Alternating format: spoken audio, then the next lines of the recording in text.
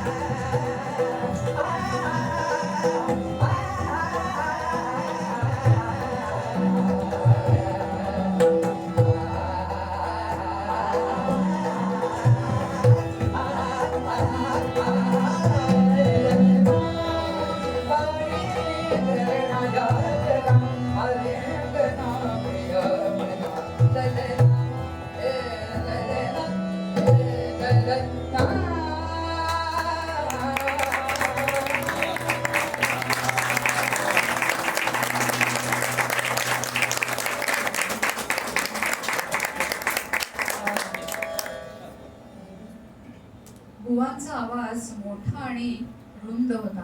श्रुती जे म्हणाली आता की माझा आवाज पातळ आहे त्यामुळे ते गळ्यावर चढवणं किती अवघड आहे ते समजू शकतं आपल्याला. बुवा स्वतः अत्यंत उंच स्वरात गात. त्यांची गायकी जोरकस आणि आक्रमक होती. त्यांनी नाट्यपदांसाठी ज्या चाली दिल्या त्याच्यावरून सुद्धा आपल्याला हे लक्षात येतच आहे. जबड्याच्या हुंकारयुक्त तानांनी भरलेली अशी त्यांची गायकी होती. त्यांची स्पष्ट आणि जोरदार तान म्हणजे गर्जना वाटे असं त्या काळातल्या काही संगीतज्ञांनी लिहून ठेवलंय. प्रचलित आणि अप्रचलित राग ते सारख्याच बहारीनं गात असत. कल्पनाशक्ती आणि बुद्धिप्रधानता यांचा अजोड मेळाव बुवांच्या गाण्यामध्ये होता. चीज भरण्याची त्यांची स्वतःची तऱ्हा फार मोहक होती. त्यामध्ये थोडी अनपेक्षितताही असे. त्या काळातले कुमारजींचे गुरु म्हणजे प्राध्यापक B.R. देवधर यांनी असं एका लेखात म्हणून ठेवलंय की नेहमी बुवांचं गाणं ऐकणाऱ्याला सुद्धा आता ते कोणती कामगत करणार आहेत याचा अंदाज येत नसेल. बुवांच्या स्वभावामध्ये एक प्रकारचं औदार्य होतं. म्हणजे कसं तर ते दुसऱ्या गवयांना सुद्धा स्वतःहून भेटत. त्या काळाच्या पार्श्वभूमीवरती हे खूप दुर्मिळ आहे. स्वतः त्यांची वाहवा करत असत. वझे बुवांनी अनेकांना मुक्त हस्तानी आणि मुक्त कंठानी विद्या दिली. त्यांच्या शिष्यांमध्ये त्यांचे सुपुत्र शिवराम बुवा वझे, पंडित हरिभाऊ घांगरेकर, केशवराव भोसले, पंडित गजानन बुवा जोशी, कागलकर बुवा, गुरुराव देशपांडे, भालचंद्र पेंढारकर अशी अनेक मंडळी होती. मास्तर दीनानाथ मगाशी उल्लेख केला तसं त्यांचे गंडाबंद शिष्यच होते. ह्या टप्प्यावरती आपण हे जाणून घेऊयात की बुवांच्या एकूण जी सांगीतिक कारकीर्द आपण बघतो आहोत त्याच्यातल्या दोन महत्वाच्या पैलूंकडे आता वळतो ते म्हणजे सुगम संगीताचा. गंमत अशी की बुवांनी थेट जरी सुगम संगीत दिलेलं नसलं तरी बुवांच्या बंदिशींवरून केलेल्या नाट्यपदांवरून काही जणांनी अलीकडच्या काळामध्ये नव्याने पुन्हा चाली बांधल्या. तर त्या त्यातले 2 उदाहरणं आपण बघणार आहोत, ऐकणार आहोत आणि दोन्ही त्या सुगम चाली श्रुती आपल्या समोर सादर करणार आहे. आधी आपण ऐकूयात आणि मग त्याच्यावरती मी थोडंसं बोलते.